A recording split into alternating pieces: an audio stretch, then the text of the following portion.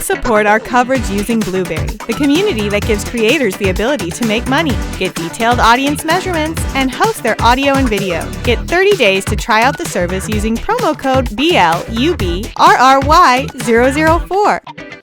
We'll be talking to Lumen, dotlumen. Cornell is joining us. And Lumen is in the European research startup which builds glasses that empower the blind to live a better life. This ought to be very interesting. Thanks for joining us, Cornell. Thank you so much for having me here. Absolutely. So you have obviously built a device to help those who have a vision impairment. That is true. Okay, so let's talk about that a little bit. Definitely. What do you have here? Let me tell you a bit of context. I come from a family of people with disabilities. Okay. Everybody in my family but me has a disability, and that really inspired me to create technology which helped. So 4 years ago, I started this company in order to create technology to solve the lack of scalability of other navigational solutions for the blind. So today, 300 million visually impaired in the world, but if you check what they use the same two solutions for thousands of years. They use the white cane, the stick, and they use the guide dog or the service dog, as they call it here in the States. And the service dog is a great solution, but over its lifetime, a service dog can reach $200,000. It's immensely expensive. And in the entire world, there are only 28,000 service dogs to 300 million people who can benefit. Wow, I didn't realize that was such a problem. It's a huge problem with a hugely small number of service dogs. So we took self-driving technology. We took a self-driving car and we scaled it down to something which you can wear. And I want to make an analogy with the service dog. The service dog works by pulling your hand, avoiding you from obstacles, and taking you to your destination. We do the same, but we don't pull your hand. We're actually on your head. So we actually pull your head. This thing has a haptic feedback interface on your forehead, and you actually feel how it holds you, and it pulls you in the direction where you have to go, avoiding you from obstacles, keeping you safe on the sidewalk, helping you do a crossing, helping you on stairs up and down, and taking you to your destination. This is tested by more than 400 blind people already. It's coming on the market in just a few months in Europe, and then towards the end of the year in the United States. We are a team of 50 engineers and scientists working on this for the last 4 years in Eastern Europe, in Romania, where we're from. And this is our second CES. Last year we came here with prototypes. This year we came here with a product. It's an absolutely amazing experience. Very cool, very cool. So, first of all, I mean, the education that you just gave me about the service dog scenario, I didn't realize that. So only like 1 in 10. 1 in... Did you say 28,000? 28,000 is 1 in 10,000. Oh, yeah. 1 in 10,000, something. Get to have a service dog. Yeah. That's incredible. 0.001%. Wow. And it's a great solution, but it's also very, very expensive, and that's not even the biggest problem. It's a lifestyle. You have a living being which you have to take care of. Sure. And you really have to take care because the performance of a service dog is directly affected by the way you take care of it. Sure. So it's immensely expensive and immensely difficult to have one. Yep. All right, so you put this on, and when you said autonomous vehicle technology, are you talking about LiDAR or what? I'm talking everything a self-driving car does. So okay. We have the same computing performance and the same computing algorithms that Tesla has on the road. Okay. But we move it on the pedestrian side. Okay. And we take for granted how complex it is for a human to just navigate in the pedestrian environment, staying on the sidewalk, avoiding other people, stopping at a crossing. Those are very simple for us visually capable humans, but in technology is incredibly hard. Because, the road and the automotive world, that is kind of the same. A road slightly looks the same pretty much everywhere in the world.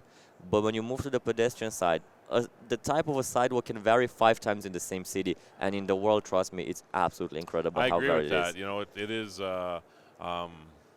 just my little happening. I was on a cruise boat, and the only time I've ever spent any time in a wheelchair, I actually had really hurt my back. And my son-in-law was trying. We ended up in the Bahamas, and you get off the boat, and we're like, well, let's just go downtown for a little bit. Oh my goodness! You just take you just assume that the pedestrian side of things are going to be the same as where you come from. That is not the case at all. It is. We were actually stunned at how poor the conditions were, and so anybody who had any type of that were challenged with any type of ability, I don't know how you would even survive in those type of scenarios. So I can see where this would really. And this is why we had to test this in more than 40 countries. Yeah, we actually have a ton of AI here, which is trained in data from more than 40 countries. So like a few months ago, we did over like almost 200 miles of Japan. which is very different in terms of pedestrian infrastructure than here, for example. Sure. And we did everything from the West Coast up to Japan and all the countries in between. We had to go from snowstorms, sandstorms, and like normal storms in order to make sure this thing works everywhere, and we train it everywhere. And at this point, it already surpasses the capability of a service dog, and something which is more than 20 times cheaper than a service dog.